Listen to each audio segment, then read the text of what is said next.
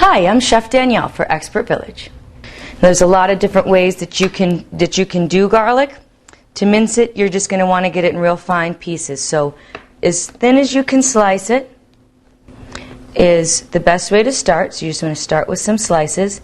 And again, they do not have to be perfect. This is why it's fun to cook for your friends and family at home. And then you're going to want to get them into the little teeniest, tiniest little cubes that you can get them into.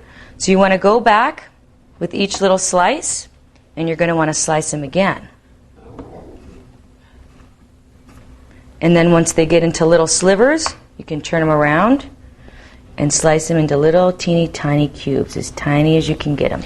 Once you get your garlic into these little tiny cubes, mincing means you want to get it even finer. So you want to hold your hand on top of your knife and be sure you just chop, chop, chop, chop, chop, and just try to get it as finely minced as you can.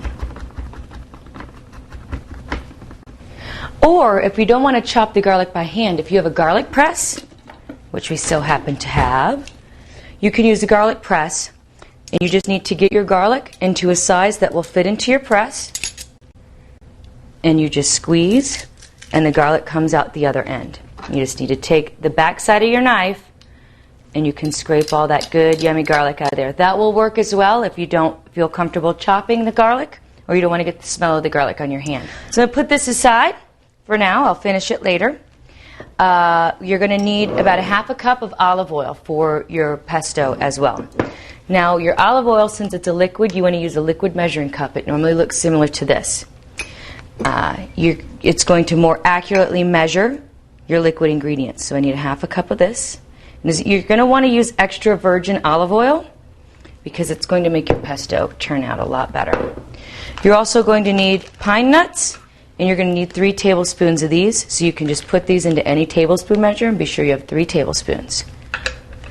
And the next thing that you need is 1/4 cup of Parmesan cheese. Now, I forgot to mention this earlier because this is an optional ingredient in your pesto. You can use already grated Parmesan, or you can get a block of Parmesan and grate it yourself, so it's a lot fresher of a taste.